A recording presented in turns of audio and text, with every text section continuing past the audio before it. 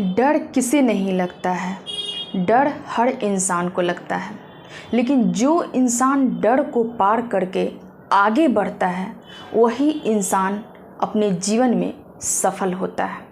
वही इंसान अपने जीवन से अंधेरे को दूर करता है। तो फ्रेंड्स, मैं खुशबू पांडे आप लोग का बहुत बहुत स्वागत करती हूँ।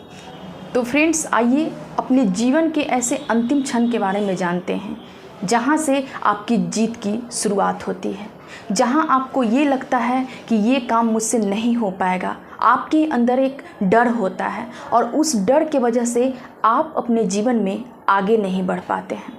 तो इसी चीज़ को समझने के लिए आज मैं आपके सामने दो ऐसे मोटिवेशनल स्टोरी लेकर आई हूँ जिसको समझकर आप अपने जीवन से डर को ख़त्म करेंगे और अपने आप को लक्ष्य की ओर अग्रसर करेंगे।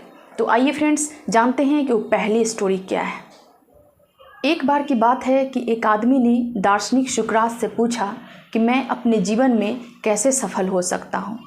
आखिर कौन सी वो वजह है जिसको अपनाकर हम अपने जीवन को सफल बना सकते हैं। तो सुकरात ने उनको जवाब दिया कि ठीक है, आज नहीं, आप कल हमें नदी के किनारे मिलिए। और इस तरह से कल होकर नदी के किनारे वो आदमी जाता है और सुकरात भी वहाँ पे जाते हैं। और फिर सुकरात कहते हैं उस आदमी से कि ठीक है, अब इस नदी के पानी में आप उतरिए, इसके गहराई को मापिए। और वो आदमी नदी में उतर जाता है, साथ में सुकरात भी उतरते हैं।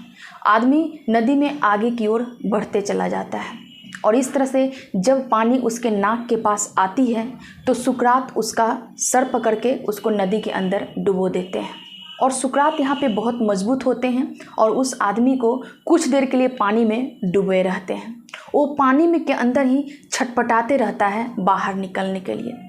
जब सुकरात को ये लगता है कि अब इसे निकाल देना चाहिए तो उसके सर से वो हाथ हटा लेते हैं और वो आदमी तत्काल पानी से बाहर अपना मुंह करके गहरी सांस लेने लगता है, लंबी सांस लेने लगता है। तब सुकरात पूछते हैं कि जब तुम पानी के अंदर थे तो तुमने क्या महसूस किया। तो वो आदमी कहता है कि जब मैं पानी के अंदर था तो मुझे सिर्फ यही लग रहा था कि मुझे किसी तरह सांस मिल जाए। तो सुकरात कहते हैं कल जो तुमने प्रश्न पूछा था उसका सही जवाब यही है। जिस तीव्रता से तुम सांस लेने के बारे में सोच रहे थे उसी तीव्रता से अगर तुम सफल होने के बारे में सोचोगे तो तुमको सफल होने से कोई नहीं रोक सकता है। जीने के लिए जितना इंसान को सांस की ज़रूरत होती है उतना उसको अगर जीवन में सक्सेस करना है तो उतना ही उसके अंदर आग होनी चाहिए, उसको उतनी ही बेचैनी होनी चाहिए उसको सफल होने के लिए। तभी कोई इंसान अपने जीवन में सफल हो पाता है। नहीं तो जो इंसान सिर्फ कहते रहता है कि मुझे सफल होना है वो अपने जीवन में कभी सफल नहीं होता है। जो इंसान अपने जीवन में कष्ट नहीं झेलता है, जो इंसान अपने जीवन को सही ढंग से व्यवस्थित नहीं रखता है, अपने अनुशासन को फॉलो नहीं कर पाता है, वो इंसान सफलता को कभी प्राप्त नहीं कर पाता है। आपको सफल होने के लिए दिन प्रतिदिन आपको मेहनत करना पड़ेगा, आपको हर रोज़ खुद में इम्प्रूवमेंट लाना पड़ेगा, तब जाके आप कहीं ना कहीं एक अपना जगह सुनिश्चित कर पाते हैं। और इस तरह से उस इंसान को जवाब मिल जाता है और वहाँ से वो चला जाता है।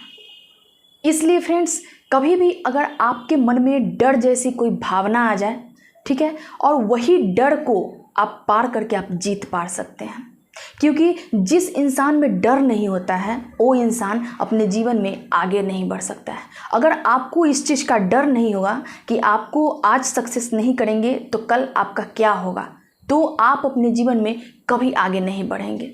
इसीलिए अपने डर को अपने अंदर से हटाइए और ये इस चीज़ का भी डर अपने मन में मत रखिए कि पता नहीं मैं अगर प्रयास करूँगी तो उसमें सफल होंगे या नहीं। ये चीज़ भी आपको अपने अंदर नहीं लाना है, बल्कि हमेशा आपको प्रयास करते रहना है। किसी तरह का कोई भी चीज़ अगर आपके सामने आए जिससे आपको लगे कि इससे डर के मैं यहाँ पे अगर रुक जाऊँगी, तो उन चीज़ों से पार पाने की कोशिश कीजिए। क्योंकि वो आपका जो डर होगा वही आपकी प्रयास होगी और वहीं से आप आगे बढ़ेंगे अपने जीवन में। इसलिए डर जैसी बातों को अपने जीवन से निकाल दीजिए और हमेशा अपने ज़िंदगी का एक आखिरी दिन समझ के हर वो आखिरी प्रयास करते रहिए।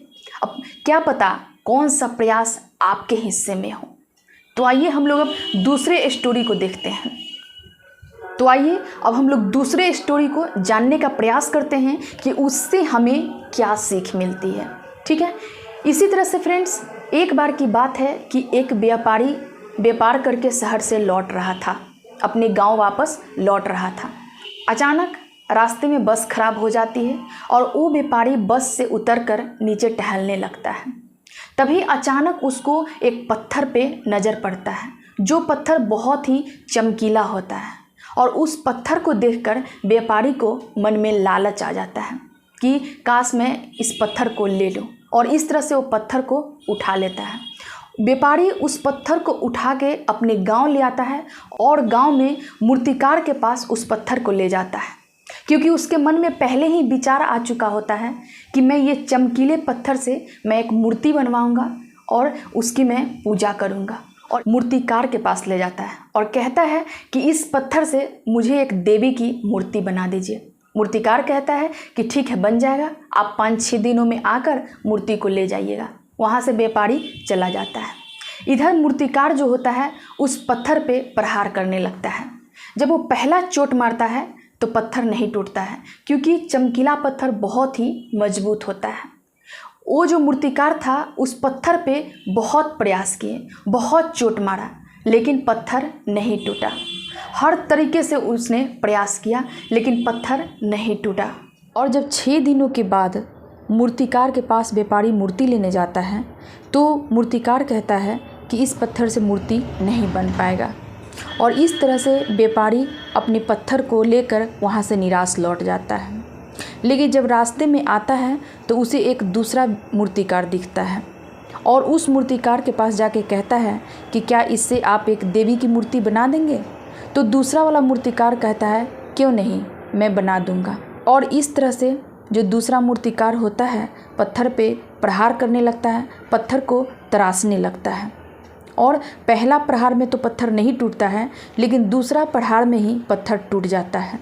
इसका सबसे बड़ा कारण ये होता है कि जो पहला मूर्तिकार था पत्थर पे इतने चोट लगा चुके थे कि वो पत्थर ढीला हो चुका था, और इसी वजह से दूसरा मूर्तिकार से वो पत्थर टूट जाता है और वो एक सुंदर सा देवी की मूर्ति तैयार कर देता है। और इस तरह से व्यापारी जब मूर्ति को लेने आता है तो मूर्ति को देखकर बहुत ही खुश होता है और मन ही मन सोचने लगता है कि काश पहले वाले मूर्तिकार एक और प्रयास किए होते। कहानी से ये सीख मिलती है कि इंसान अपने जीवन में बहुत प्रयास करता है, लेकिन जब उसका एक आखिरी क्षण आता है, आखिरी पड़ाव आता है, तो वहाँ पे वो थक के उस चीज़ को छोड़ देता है, जबकि उसका एक आखिरी प्रहार उसका अंतिम क्षण होता। लेकिन इंसान थक के हार के चीज़ों को वहीं पे छोड़ देता है। तो इस तरह से फ्रेंड्स, कहानी से बहुत सारी सीख मिलती है।